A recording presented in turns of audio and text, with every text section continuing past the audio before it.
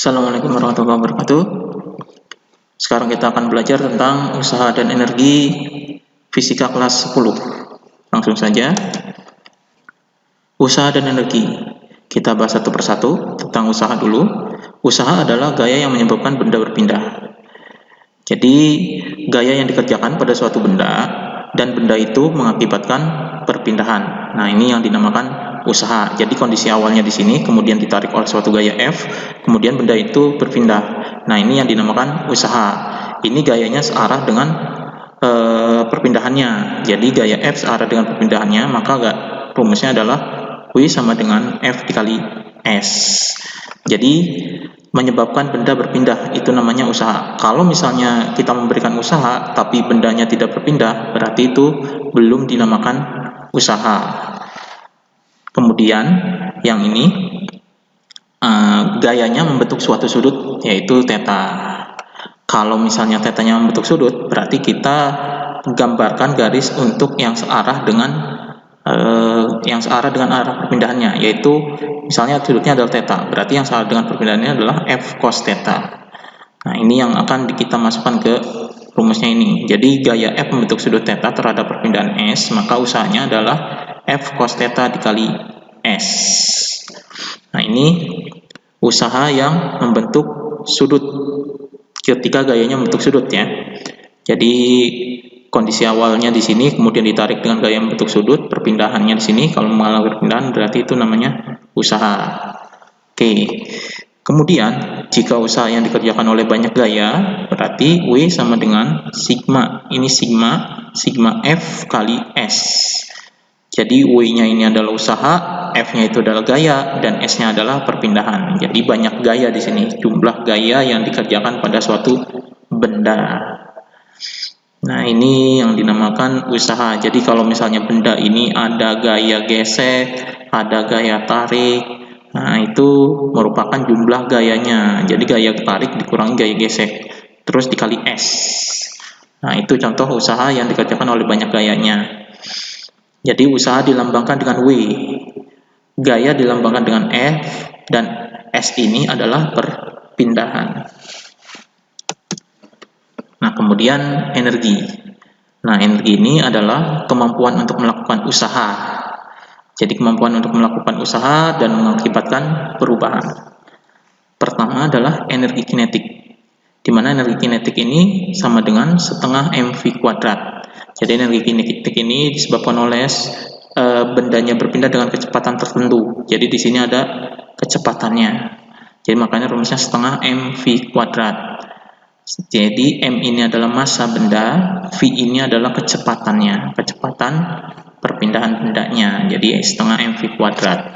Kemudian hubungan usaha dan energi adalah usaha merupakan delta EK. Nah, delta ini merupakan perubahan. Jadi perubahan energi kinetik.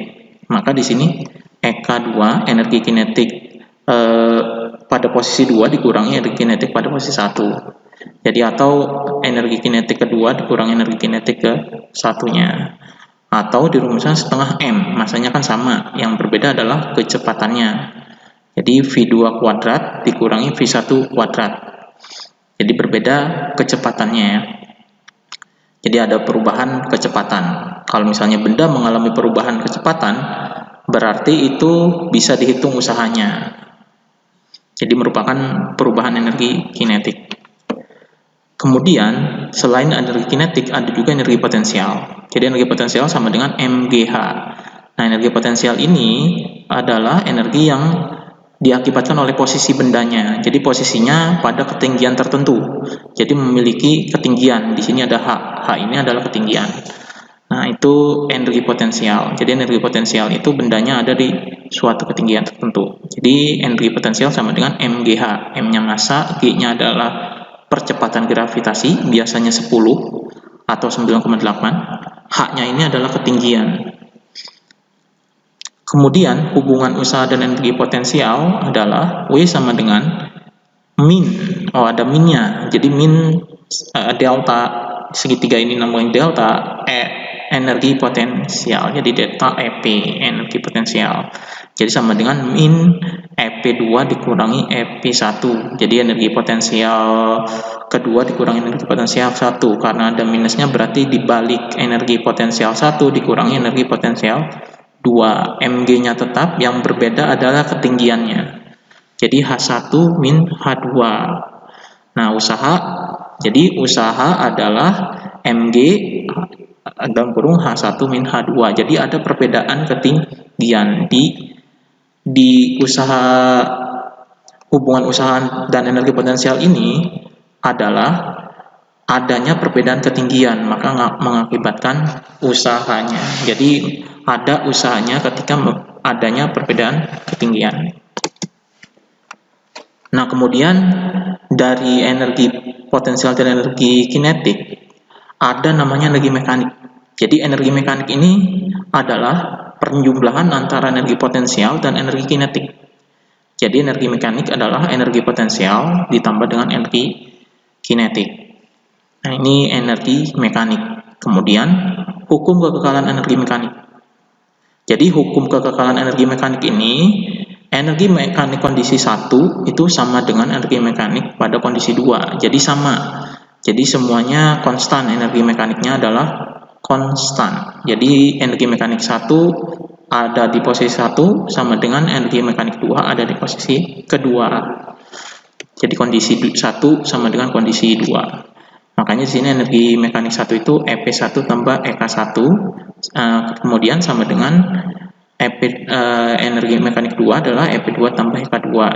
Ini rumus panjangnya. Jadi ini rumus panjangnya adalah MGH1 ditambah setengah MV1 kuadrat MGH2 plus setengah MV2 kuadrat.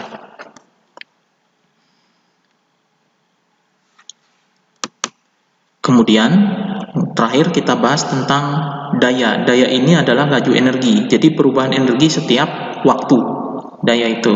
Atau daya ini sama dengan W per T. Usaha per waktu. Jadi W-nya ini usaha, T-nya itu waktu. Jadi daya itu dilambangkan dengan P, power. P sama dengan W per T, usaha per waktu. W-nya ini adalah F dikali S. Maka daya sama dengan F kali S per T. Nah, S per T-nya ini namanya kecepatan. Jadi makanya P sama dengan F sama dengan F dikali V. V-nya adalah kecepatan dari ini ya. Nah, ini rumus tentang daya. Jadi ada perubahan, rumusnya itu ada 3. W per T, P sama dengan F kali S per T, dan P sama dengan F kali V. F-nya gaya, V-nya kecepatan. Nah, ini saja materi tentang usaha dan energi.